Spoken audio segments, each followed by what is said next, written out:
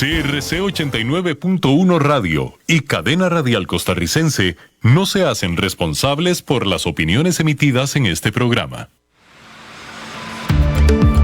Es tiempo de tender la red democrática y mostrar la Costa Rica del futuro hacia la cual debemos caminar. Con ustedes, Jonathan Prendas, aquí por CRC 89.1 Radio.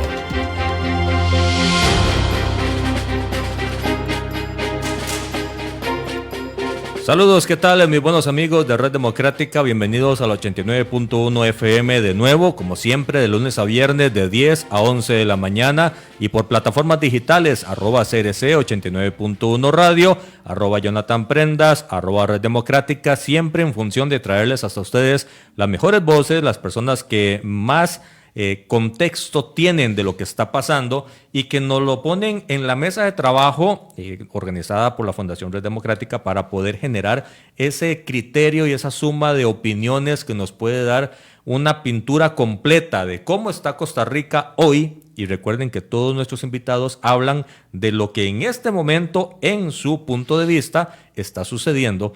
Y se los queremos traer hasta ustedes, como siempre lo hemos hecho desde aquel 6 de febrero del 2023, para que ustedes puedan tener mejor criterio y mejor desarrollo de ideas. El día de hoy tenemos un programa especial, son las 10:01 y vamos de una vez con nuestro invitado, don Víctor Borge, de Borge y Asociados, para que nos pueda dar un contexto del último estudio de opinión que desarrollaron en la empresa a nivel nacional, porque trae resultados sumamente interesantes, muy peculiares en algunas cosas, en otras se esperaban esas tendencias, pero todo eso es lo que vamos a hablar el día de hoy con Víctor, porque siempre hay que saber con datos duros recogidos de una forma científicamente comprobada qué está pasando en Costa Rica para poder generar esa suma de criterios y tomar decisiones. Usted en el plano pues personal, familiar, laboral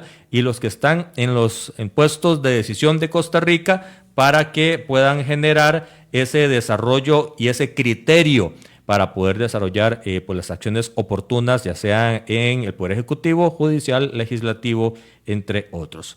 Vamos de una vez a saludar a don Víctor. Bienvenido a esta su casa, Víctor. Hola, Jonathan, y hola a toda la audiencia en todas las plataformas de Red Democrática y de la radio. Gracias por invitarme y por invitar a la empresa a participar de este programa y a presentar los resultados de esta nueva ola de una serie ya de larga data de encuestas que hemos venido también comentando contigo y con el equipo de Red Democrática. Así es que aquí tienen a la orden y encantado de dar a conocer un poco estos estudios que efectivamente nos ayudan a tener un mapa de dónde está la percepción de la ciudadanía actualmente y que también, como hemos dicho en otros programas, debería ayudar a generar una hoja de ruta para el diseño de acciones y de hacia dónde debe ir la política pública de corto, mediano y largo plazo en el país, ¿verdad? Víctor, cuando ves el mapa final, los datos finales, después de hacer todos los cruces, lo que te encontrás, ¿entendés y crees que está siendo parte de lo que se toma en consideración en los puestos de toma de decisiones para ejecutar la política pública? Es decir, el presidente, los ministros, los diputados y demás parten del hecho correcto de los datos que se están recogiendo y que ustedes están comprobando, o andan en otra lógica y en otro escenario del país. De la lectura que uno puede hacer, por ejemplo, a partir de las necesidades de la gente, de lo que la gente, digamos, desde el gran mapa de visto desde cuál es el principal problema del país, ¿verdad? Eso es el principal. Lo que uno ve es que no hay una hoja de ruta tan clara. El tema de la seguridad es ya para la mitad de la población el principal problema del país y ha venido creciendo desde hace 3 años. En marzo del 2022 la seguridad era solo un 6%, o era solo para un 6% de la población el principal problema en marzo del 22. Hoy es ya para la mitad de la gente. Hace 3 años, diferencia de 3 años, y prácticamente 45% de diferencia. Exactamente. Entonces, y la situación económica, si sumas situación económica con desempleo, es para 1/3 de la población el principal problema. Y, o sea, temas relacionados con la economía, tanto familiar como del entorno en el que se desenvuelve donde nos desenvolvemos los ticos, es para ese grupo el principal problema. Que no se pueden desligar, o sea, hay una altísima correlación entre una y otra, ¿verdad? Y si le sumamos educación y salud, hacemos un muñequito complicado. Sí, lo hemos hablado, o sea, es un tema importante. La corrupción, por ejemplo, es un tema que es muy sexy en términos políticos y en términos de campaña Cala en la gente. electoral. Claro, mueve las agujas, Sí. vota presidentes, vota gobiernos. El tema de la corrupción es que la corrupción es un flagelo que lamentablemente es intrínseco al ser humano. Pero es un flagelo que afecta, impacta directamente la economía, la política pública. O sea, el hecho de que se traigan abajo contratos de infraestructura vial por que las empresas que ganaron el contrato para el desarrollo de esa infraestructura amañaron la licitación. Eso molesta. Eso no solo molesta porque se robaron la plata, ¿verdad? Decía el presidente Bukele, la plata alcanza cuando no se la roban, ¿verdad? Pero no solo molesta porque se robaron la plata, sino que la gente ya sabe que esa molestia va a traer un atraso en la obra. La Ruta 32 estuvo paralizada varios años luego de las explosiones de los escándalos estos de corrupción en esas licitaciones. Y no solo eso, o sea, el atraso en la obra pública, el impacto en la imagen, internacional del país, el impacto en la credibilidad de la institucionalidad. Pero algo muy grave que yo le he dicho a la gente es que el sistema per se no tiene válvulas de salida para esas situaciones. O sea, evidenciaste un acto de corrupción en una licitación. Alguien debería inmediatamente agarrar el sombrero y continuar la obra. Va a durar 2 meses, 3 meses, pero la obra no debería parar. Una obra de infraestructura vial que tiene un impacto importante en el Producto Interno Bruto del país, como por ejemplo la Ruta 32. La salida a Limón, claro. No debería detenerse. Simplemente, no sé, va el segundo o el tercero. Los que demostraron capacidad técnica. Más ágiles debería ser el proceso. Sí, claro. Pero entonces eso no solo afecta a la economía de la gente, afecta el estado de ánimo de la gente, afecta la percepción internacional del país. Y bueno, hoy estamos teniendo un problema gravísimo de percepción internacional del país, en donde el principal motor de la economía costarricense, que se llama turismo, se está viendo impactado directamente por el flagelo de la inseguridad. Entonces, ¿vos crees que un turista cuando dice voy a ir a Costa Rica porque qué chiva, qué tuanis, qué bonito, qué verde, qué ecológico, se mete a los medios de comunicación a leer y ve que hubo una balacera en medio de la carretera? Ayer ojalá 5 hubo ayer. Y ojalá no de que solo una, sino de 5 a 1 por lo menos se condensa y se encapsula el problema, pero 5 ya uno no sabe ni para dónde ver.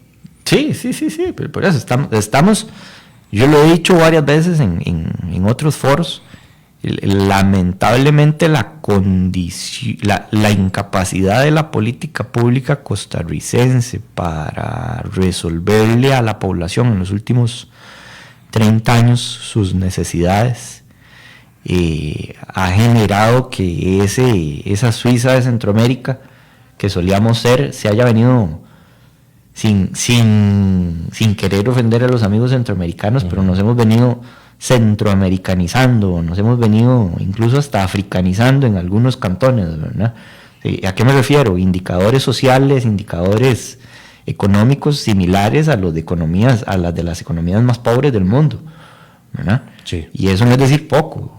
A ver, si somos el país más desigual de América completo como continente, nos tiene que llamar la reflexión. Si vemos que, por ejemplo, Limón el año pasado tuvo índices de homicidios por cada 100,000 habitantes igual a los más altos de las zonas más conflictivas, también es de llamar la atención. Correcto. Pero el dato que estás dando de inseguridad me llama la atención porque hace 4 años, si bien es cierto, había un grupo de 4 temas que se desligaba de los demás, habían 4 que pasaban los 2 dígitos. Sí. Ahora viendo, es básicamente uno y los demás abajo en grupos se podrían sumar a 2 dígitos, pero básicamente la gente ve el tema de la seguridad como el más grande. Es el más grave y no tenemos o por lo menos no se ve una gran política pública en el escenario que permita ver una salida al problema.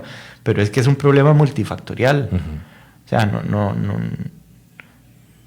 pone más policías, pone más seguridad a circular más a la policía en la calle, dale mejores herramientas, porque hay que darles mejores herramientas, mejores condiciones de trabajo a la fuerza pública y a los policías municipales.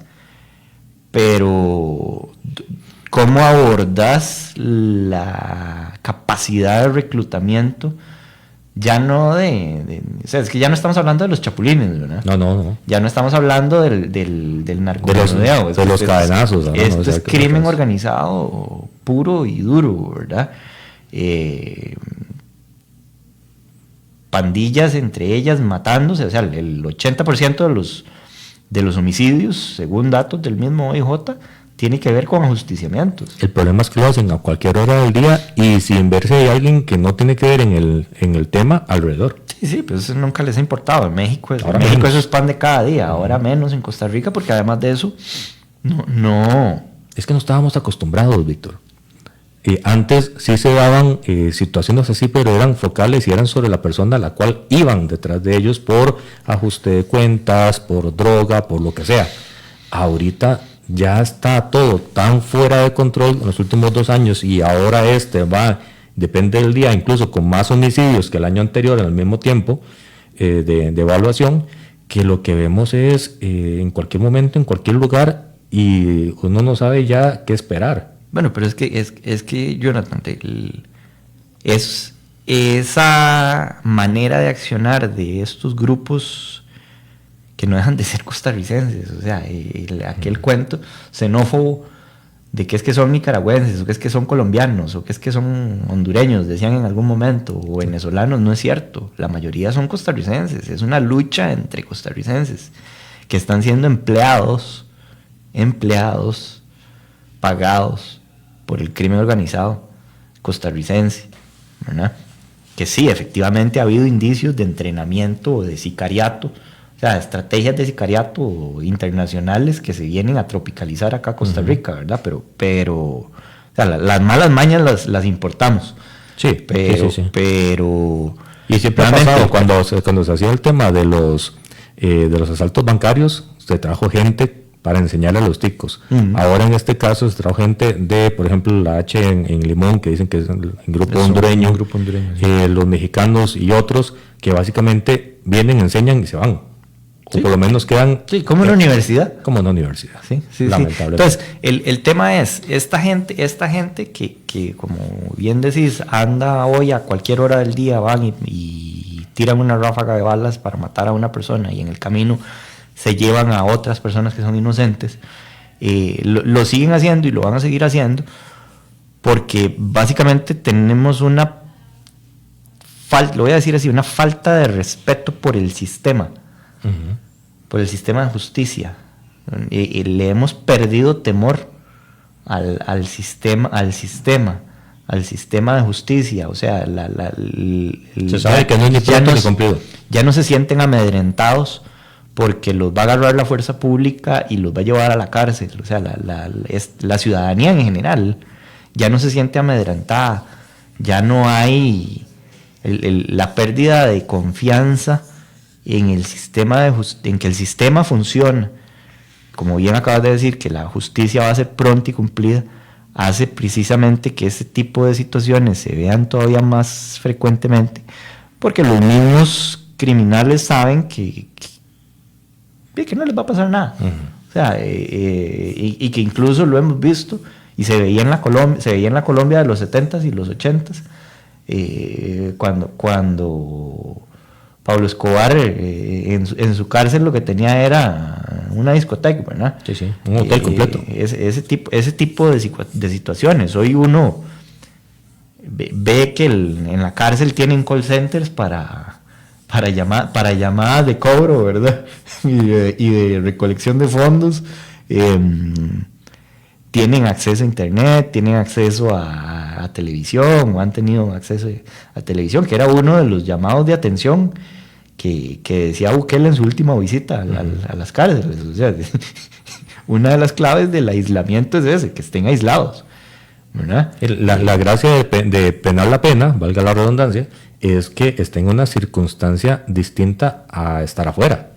No solo simplemente no salir, es también el complejo de medidas como sanción por un hecho que no te dio haber sucedido. Exacto. Entonces, el gran tema aquí, digamos, uno de los hallazgos que hemos venido teniendo a lo largo de los estudios desde octubre del 24 y en otros estudios que hemos circulado y que hemos preparado es que esto que estamos viviendo hoy de frustración de la gente tiene que ver con una frustración hacia el sistema. O sea, en esta última ola ya 7 de cada 10 personas dicen que el sistema no le ha funcionado a ellos y a su familia, el sistema político en general. No le resuelven las necesidades. No, y entonces ahí es donde uno se hace esos cuestionamientos, y esos cuestionamientos que hay que hacérselos a los partidos políticos y a los liderazgos políticos. Exacto.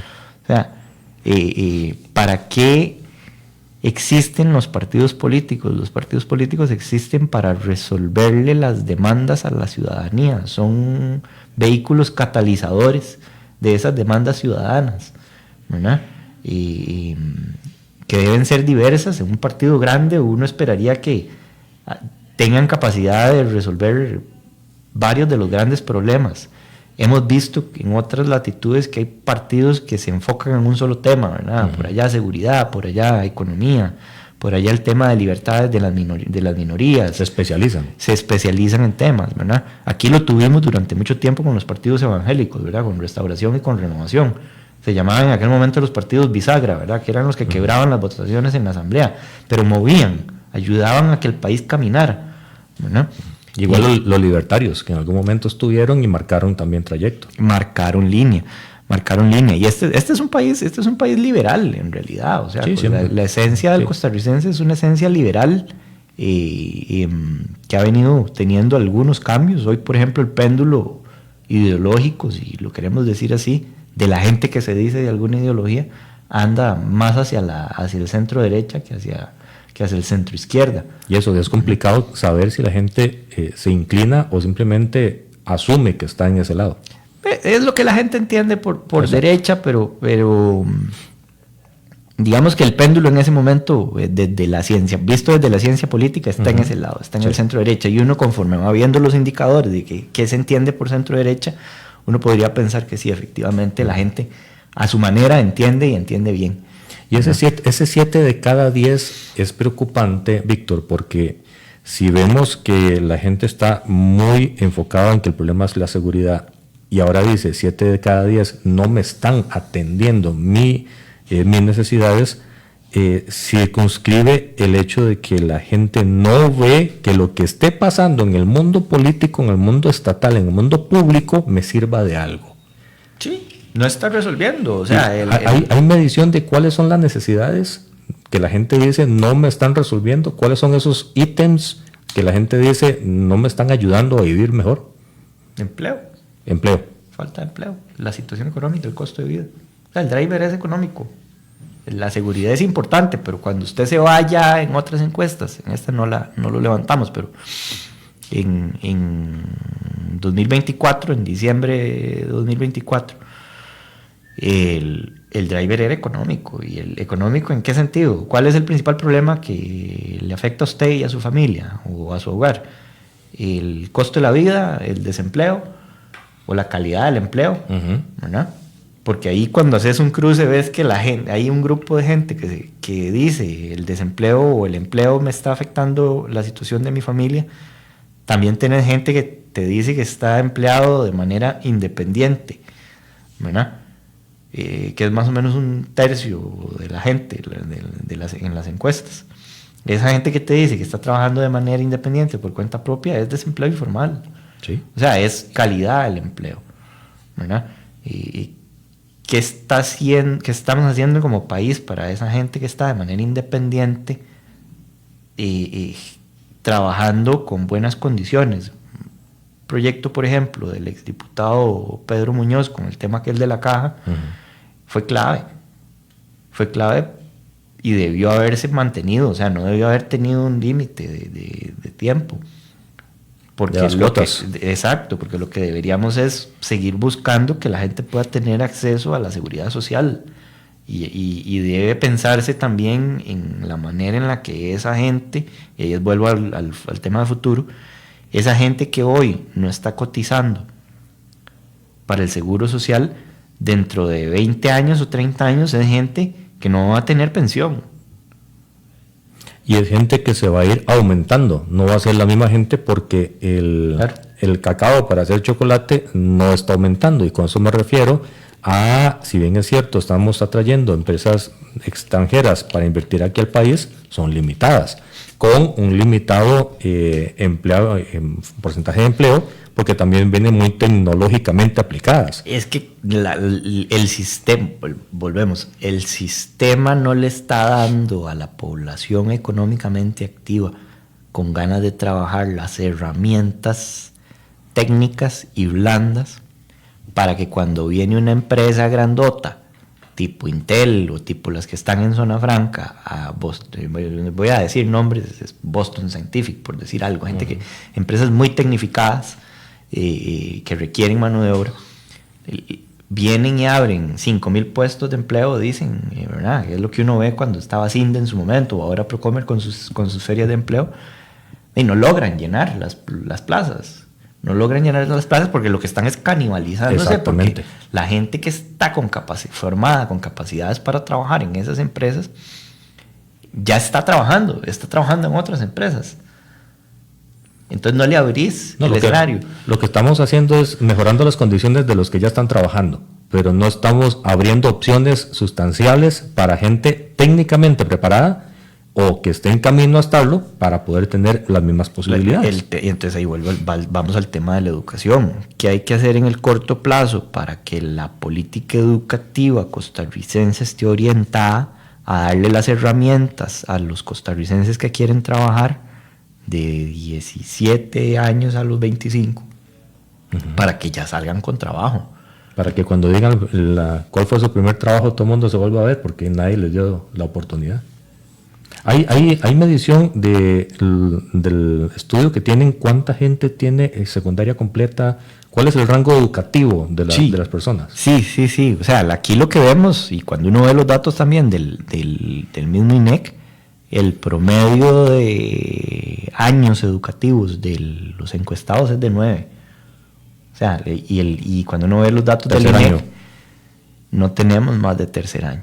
O sea, y hubo durante mucho tiempo en el ideario costarricense de que no había necesidad de estudiar más porque con noveno ya era suficiente, ya conseguías trabajo. De hecho, arriba de 25 años me parece que era limitado el acceso a más años de estudios en un estudio. Claro, por condición socioeconómica, claro. Por condición socioeconómica. O sea, o trabajas o estudias, ¿verdad? Primero tenés que trabajar para poder después tomar la decisión de que si querés seguir estudiando en la educación universitaria, por ejemplo, superior. Pero la mayoría de la gente opta por quedarse con la secundaria, con la secundaria incompleta, digámoslo así, con el noveno año. El asunto es, esa gente que se queda con noveno año, con 9 años de estudio, no está saliendo con las herramientas técnicas suficientes para decir, bueno, yo me quedé con 9, pero entré a trabajar en una empresa en Zona Franca, aunque sea en maquila tecnológica. Que son también limitados los campos para esa área. Son pocos. ¿Dónde está el INA? ¿Dónde está el MEP? ¿Dónde están los colegios técnicos? Y reflexionando sobre eso que estás mencionando, Víctor, cuando estábamos en la Asamblea hubo una iniciativa para básicamente decían reconocerle el título de bachillerato a quien por situaciones socioeconómicas en el pasado no pudo estudiar. En otras palabras, y dicho por un amigo en común, regalaron bachilleratos y lo que hicieron fue hacer reunirlos, traerlos de todo el país, decirle aquí está su título que no pudo estudiar y por lo tanto no pudo sacar. Y con regalar el título no se hace nada. No, porque no se está generando las habilidades. No le estás dando el conocimiento. Estás generándole una burbuja de cristal y simplemente frustrando más a la persona, porque le estás vendiendo que le vas a regalar la herramienta para conseguir trabajo. Y las habilidades no solo dependen de conseguir el título, ¿verdad? Dependen de demostrar las capacidades en el sector privado, y así debería ser en el sector público también. Para usted obtener un empleo tiene que demostrar los méritos para llegar ahí. O sea, un gerente en el sector privado rara vez llega a ser gerente de una transnacional si no le demostró al entorno que tiene las habilidades técnicas y las habilidades blandas para ser gerente de Walmart, de Intel, de alguno de estos monstruos, ¿verdad? El asunto es, como para ir avanzando un poco también en datos, 7 de cada 10 dicen que el sistema no le ha funcionado. Entonces ahí es donde a mí me han dicho y decían, pero es que el presidente no baja. El presidente no baja en su simpatía. Bueno, es que el presidente, yo creo que te lo he dicho varias veces, es que el presidente es un catalizador. El presidente Chávez es un catalizador de ese enojo. Él sabe recoger ese enojo y trasladarlo y servir de megáfono. Es un buen megáfono, es un muy buen megáfono. Sumado a que su compañera de partido en el Congreso también lo es un muy buen megáfono, y ha sido de alguna manera una crítica del sistema desde que estuvo en medios, ¿verdad? Víctor, entonces, con base en esto, que estoy 100% de acuerdo, podríamos decir que el presidente lo que hace es una especie de quéjese aquí. Sí, claro. Y él lo reproduce, pero no significa que estén dando soluciones a esos problemas. Lo recoge y entonces vuelve a la crítica que incluso durante muchos años todos los que han estado en el Ejecutivo se han quejado también. Es que Costa Rica es ingobernable. Claro. O sea, era una manera de expresar elegantemente, a la manera tica, esa frustración de no poder hacer, ¿verdad? En realidad las ideas. Llevar a la realidad lo que traías en el papel, ¿verdad? Darte cuenta de que 4 años no eran suficientes, ¿verdad?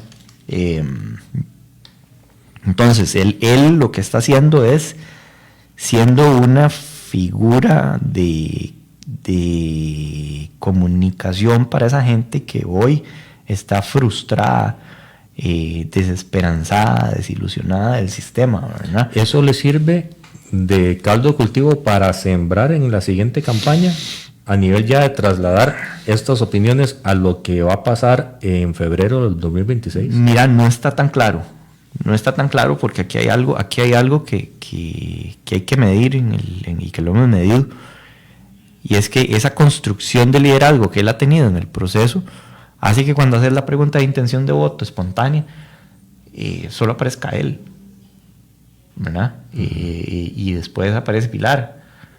Pero ninguno de los dos puede ser candidato presidencial. Y la gente eso no lo tiene clarísimo, no lo tiene tan claro, ¿verdad?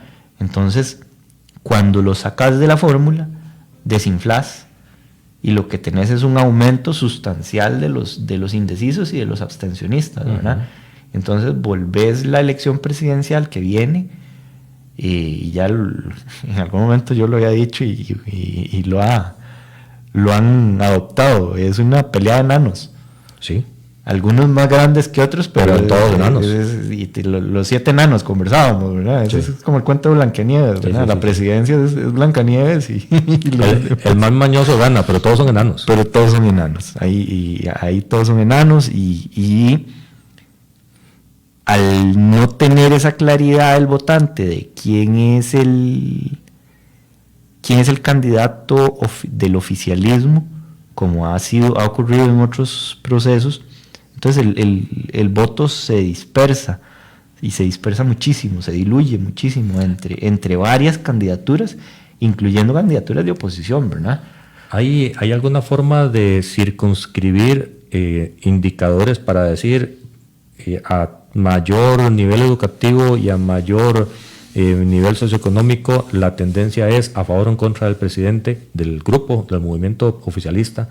¿Cómo se puede entender eso? Sí. A ver, cuando haces la pregunta de partido de simpatía, porque en Costa Rica no hay afiliación formal, cuando haces la pregunta de partido de simpatía, o sea, para votar, repito lo que anteriormente dije, si uno quiere pertenecer a un partido en Costa Rica puede irse a afiliar. Sí. Y se hace Perico, o se hace Hueso Colorado, o se hace Social Cristiano, lo que quiera. Pero no es necesario afiliarse a un partido como en Estados Unidos para ir a votar, ¿verdad? O como en Panamá.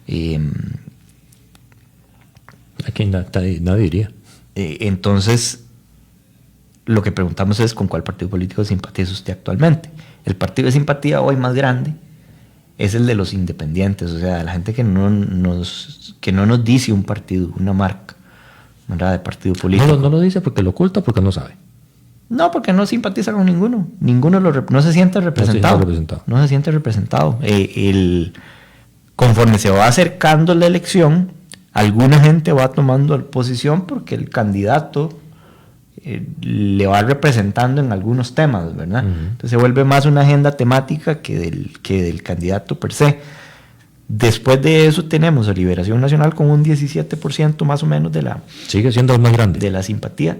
Sigue siendo el partido político más grande. Sigue siendo el enano más alto de todos, ¿verdad? Y después de eso sigue la gente que nos dice yo simpatizo con el partido del presidente. Ahora, ¿qué podrá pasar si el oficialismo lanza varios partidos simultáneamente? Que es lo que también se ha dicho. Que, por ejemplo, Pueblo Soberano, aquí Costa Rica manda, y cualquier otro que pueda aparecer en el horizonte, puedan decir 2 o 3 gallos para saber si pueden meter diputados desde diferentes bancadas para sumar los famosos 40, que en un solo partido es imposible que eso suceda. Pero tal vez sumando, dicen probablemente, esa identificación del partido del presidente se podría resquebrajar bajo un fenómeno así. Sí. De hecho, se diluye en la pregunta de intención de voto. O sea, ¿qué es lo que te estoy diciendo? Cuando sacamos de la fórmula, le decimos a la persona, el encuestador le dice, no, pero a ver, ya le hice la pregunta de esa manera. Ahora, le voy a recordar que el presidente Chávez y Pilar Cisneros no pueden ser candidatos presidenciales. Eso se lo decimos a la gente que nos dijeron. Eso, ¿verdad? Entonces, a la gente se le hace un colocho, un arroz con mango, porque no encuentra a nadie más en el escenario. Algunos te dicen Laura Fernández, pero Laura es del mismo tamaño que Álvaro Ramos y del mismo tamaño que Mauricio Batalla.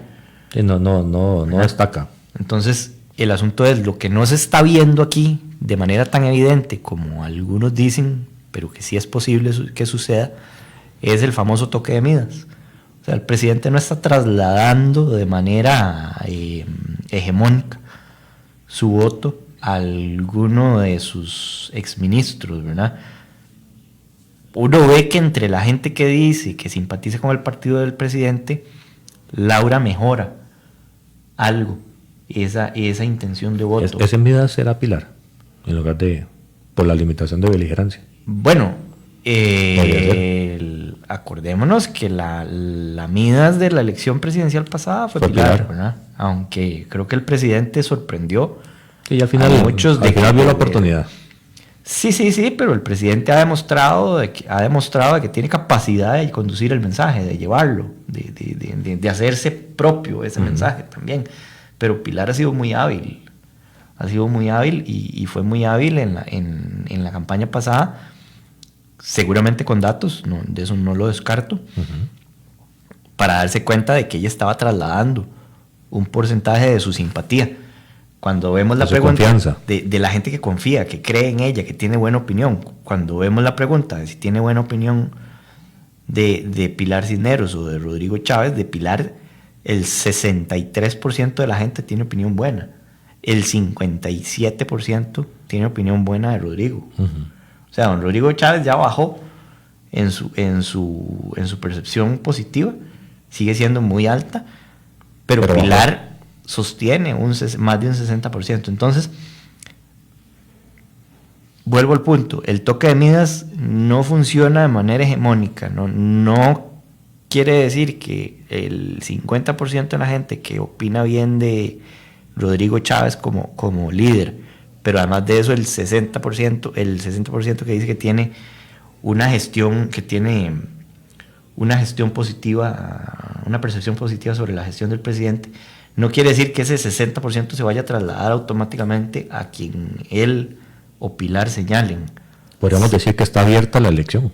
En este momento la moneda sigue dando vueltas en el aire porque todo está muy verde, literalmente. Y hablando de verde, porque el otro fin de semana, no el que sigue, hay convención interna de Liberación Nacional. ¿Cómo se está moviendo el partido más grande? Correcto, sí, eso era uno de los objetivos que queríamos medir aquí, pero principalmente porque se ha dado una discusión no solo de quién podría ganar, sino también la tesis que se había venido dando en la discusión de si la Convención de Liberación debía ser abierta o cerrada, por un temor de infiltración. Si hubiese un boicot. De filibusteros, que se les fueran a meter filibusteros en la convención. A la luz de los datos de la encuesta, como lo estuvimos viendo, puedes darte cuenta de que no es tan claro. O sea, no la gente que está votando en la convención que dice que va a votar en la Convención de Liberación Nacional, en esta encuesta que nosotros acabamos de circular, es un tercio. Uno de cada 3 costarricenses dice que podría ir a votar, ¿verdad? No medimos más fortaleza porque es empezar a desagregar y es una muestra de 400 entrevistas. Pero es un porcentaje alto. Que es un porcentaje alto, pero ahí habría que ver conforme vaya avanzando el proceso si se puede ir desinflando o no. Los debates van a ser cruciales, los debates finales. Los debates finales siempre.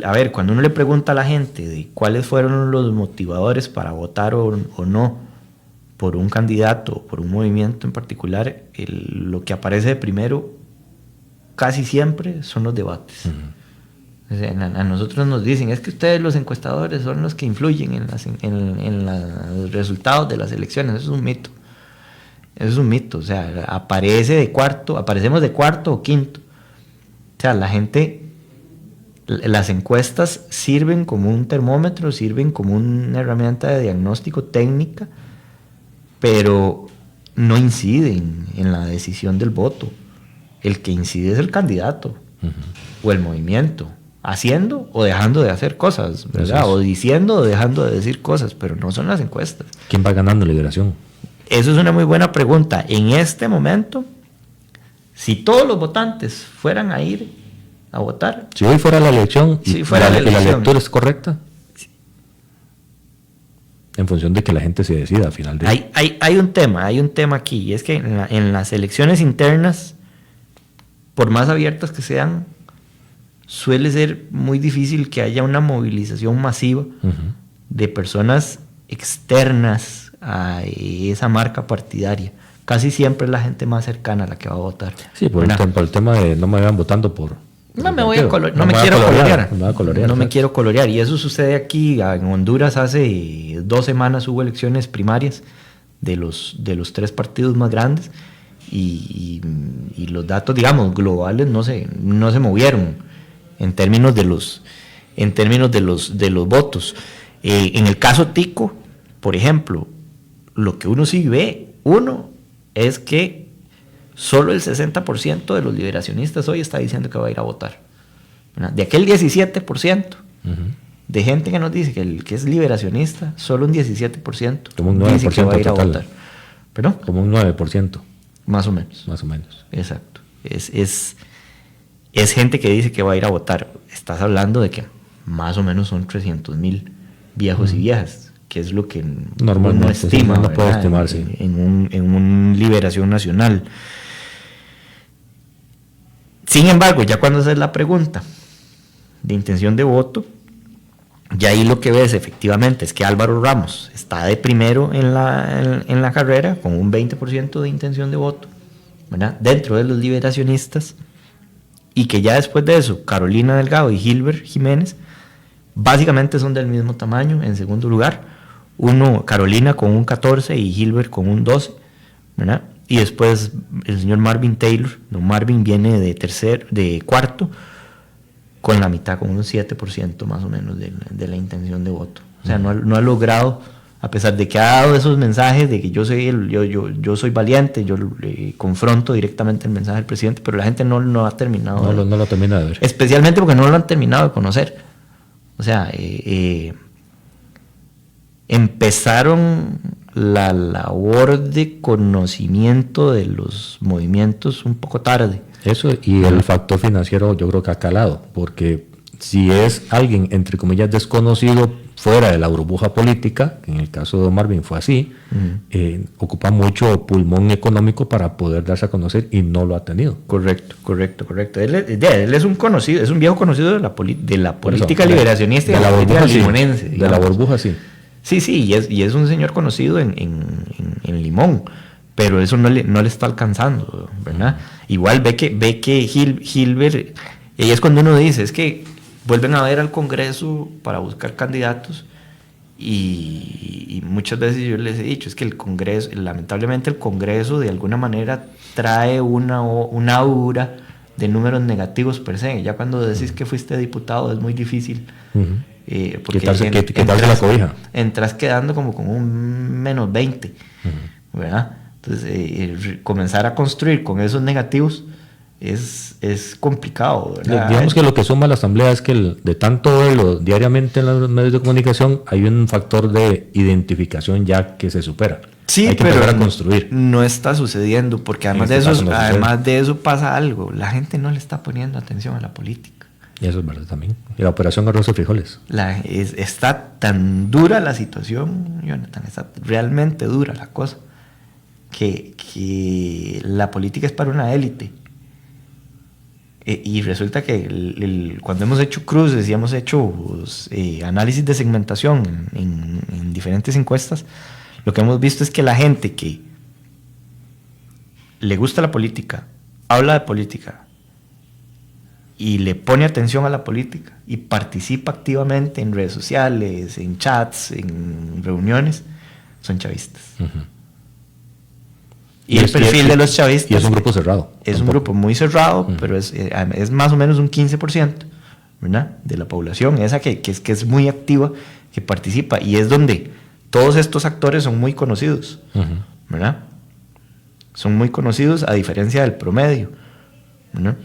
Pero aquí el tema es que es chavista, el que le gusta la política, habla de política y participa, es chavista, y además de eso es especialmente hombre. Tiene esa particularidad, y es gente de 45 años en adelante. Ese es el tema. Y el padrón electoral no está cargado hacia ese lado, ¿verdad? O sea, es un padrón más relativamente más joven, sí. si lo querés. No joven, pero sí más joven. Pero sí más joven que el... O sea, no está en promedio en 45 años. El segmento joven, abajo de 35, 30, ¿cómo se está comportando? ¿Cómo está viviendo Costa Rica? Están desesperanzados, desilusionados, no les preocupa la seguridad, especialmente les preocupa el no poder tener trabajo, ¿verdad? Y un dato que estuvimos conversando ahora, supremamente interesante, que creo que da para discutir en otros programas, y es que hay gente que dice que cree en Dios, un tercio dice que cree en Dios, pero que no comulga con ninguna religión. Y ahí el tema es, ¿verdad?, ¿cuál estructuración de Dios tiene? ¿O cuál fundamento? ¿Qué ¿Cuáles es son Dios los pilares? para esta gente? Es el Dios cristiano, es un Dios hindú, es un Dios, no sé, no sabemos. Y eso de alguna manera va a marcar la hoja de ruta del futuro del país. En 10 años es clave este grupo. Claro. Va a partir, de hecho, al país entre lo conservador, sumando católicos evangélicos, ¿cuánto suma? Como el 40%. en este momento? Ya te lo digo así específicamente. En ese grupo. No, en general. En general los cristianos, si querés decirlo así, suma el 80% prácticamente. Sumando, ¿cuántos son católicos y cuántos son evangélicos? El 55% son católicos y el 25% son evangélicos. Bajó católico, subió evangélico. Esa ha sido la tendencia de los últimos 25 años. Digamos. Pero sube el evangélico sin necesariamente absorber lo que está dejando lo católico. Los feligreses, nuevamente, es que es lo que te decía ahora, donde está aumentando la cantidad de gente que cree en Dios, pero no se adscribe a una religión en particular, es en la gente de 18 a 25 años. ¿Verdad? Entonces yo hago la pregunta, ¿es esa gente que seguramente nació o evangélica o católica, en una familia evangélica o una familia católica, en alguna de esas? Pero en el escenario liberal costarricense, en donde cada vez más familias permiten a sus hijos escoger en qué creer en términos de religión, y cada vez es más frecuente ver que las clases de la gente se ausenta de las clases de religión, por ejemplo, la mandan la carta. Cada vez menos niños y niñas hacen la primera comunión, ese tipo de cosas. O sea, es aquella frase de usted enfóquese en estudiar y en el tema de religión usted lo va a escoger cuando cumpla 18 años, cuando escoge carrera. Este perfil de entre 18 y 25, ¿cómo lo podemos caracterizar? ¿Qué elementos tiene aparte obviamente de lo religioso? ¿Es estudiado? ¿Condición económica? ¿Preocupaciones? ¿Cómo se comportan? Mira, ese es el tema importante. Es gente que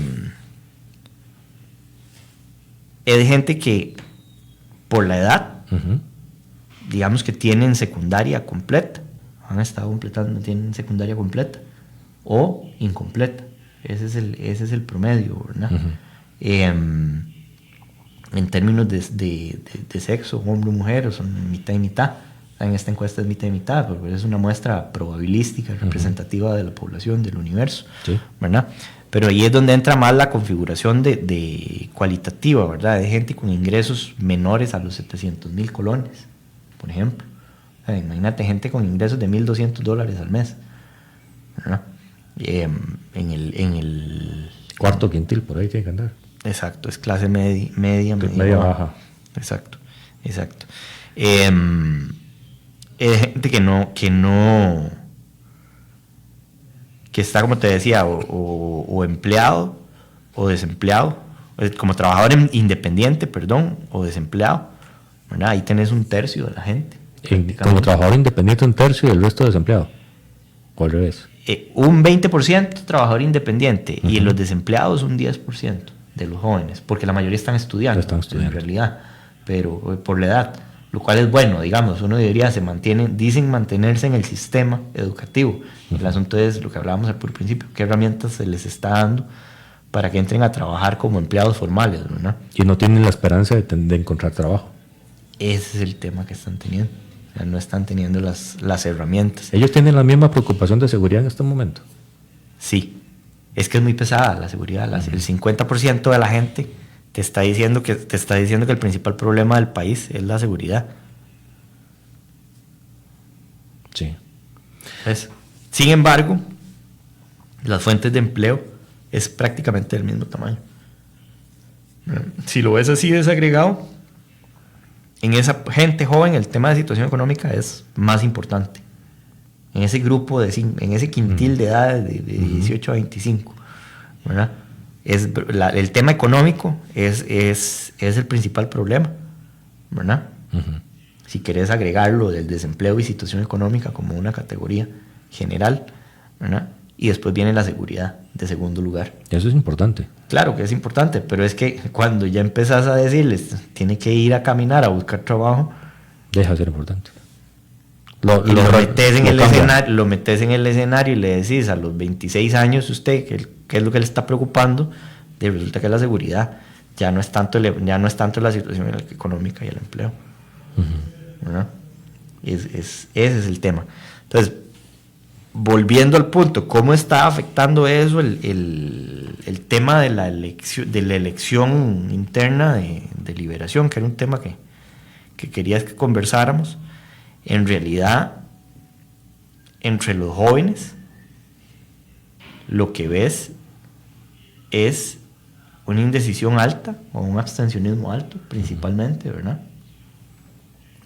Por el tamaño de la muestra que está obteniendo Carolina Delgado, no es prudente hacer una desagregación y decir efectivamente que Carolina es muy robusta en ese número, en ese grupo de edades, ¿verdad? ¿Cuál es el más fuerte? En realidad no hay uno fuerte. Lo que sí se puede decir, es que la mayor parte de los votantes liberacionistas están de 35 años en adelante. Y en ese de 35 para adelante, ¿quién va ganando? El más fuerte Álvaro. ahí es Álvaro, pero tampoco es una gran diferencia. O sea, es que acuérdate que el número global es pequeño. Es relativamente pequeño. O sea, viene 20, 14 y 13. O sea, están ahí dando vueltas. Un error de campaña le quita 5 puntos, ¿verdad? Y con eso perdió. Y puede perder. Víctor, nos quedan 2 minutos de programa. ¿Cuál dato es el que más te asombró, preocupó, llamó la atención de este estudio? Mira, ahora que conversábamos el tema de creer en Dios y no tener una religión, no porque tener una religión sea un motivador o un orientador de la vida de la gente, pero es que lo que debería llevar a uno a pensar es si ese Dios en el que creen es un Dios que te da una orientación espiritual y de acción en tu vida. Por ejemplo, la regla de oro, ¿verdad? Tratar al prójimo como te gustaría que te trataran. Eso es clave en la convivencia y en la cohesión social. ¿Están creyendo en eso? ¿Estamos creyendo en eso? Cuando uno ve que el 7 de cada 10 personas no confían en que el sistema les está funcionando, uno podría pensar que no, porque entonces la justicia no es justa. La justicia se levanta el velo para ver quién es el que está enfrente. ¿Ah? ¿Es eso lo que está viendo la gente? Muy probablemente. Sí. O sea, hoy la gente está cuestionando el sistema porque el sistema no le ha funcionado. Y los jóvenes en general están cuestionando el sistema. Y ese es el futuro del país. Entonces, todo este tema de reformas que se han venido conversando a lo largo de los últimos años, porque el tema del jaguar es algo que ahorita le pusieron marca, pero nosotros en 2017 ya teníamos a un 70% de la gente que quería constituyente. Y que lo que hay no les gusta. No está funcionando. Tenemos 30 años en que las cosas a la gente no le están funcionando. Por algo se rompe el bipartidismo. Y creen que la Constitución, cambiarla es la solución, y no es necesariamente la solución. No es necesariamente la solución, pero la pregunta es una constituyente traería una mesa de discusión muy profunda del futuro de Costa Rica. Claro. E incorporaría de alguna manera a la gente en la decisión, cosa que no ha hecho las famosas mesas de diálogo, ¿verdad? O sea, las mesas de diálogo que se han dado en todos los gobiernos de los últimos 20 años, de mesas de diálogo sectoriales, ¿verdad? Concertación y demás. Las concertaciones, como quieras decirle, tiene un montón de nombres. No terminan en buen puerto porque resulta que los temas ya se sabe cuáles son, los diagnósticos ya están en la mesa. Poner soluciones, ese es el tema, las soluciones. En el corto plazo, además de eso, ¿verdad? Porque se nos está incendiando el negocio. Debemos tener visión a largo plazo, pero se nos está incendiando el barco. El changarro, decían por allá los mexicanos. Gracias, Víctor. Muchas gracias a ustedes, Jonathan, y a la orden. Aquí me tienen, como siempre. Hoy el programa ha sido con Víctor Borge de Borge Asociados, un nuevo estudio de opinión muy revelador, muy fuerte, muy profundo, que nos debe llamar a la reflexión de lo que estamos haciendo y de donde creemos que vamos, porque tal vez vamos en una dirección equivocada. Mañana, Dios mediante, 10 de la mañana, no se lo pierda, Red Democrática.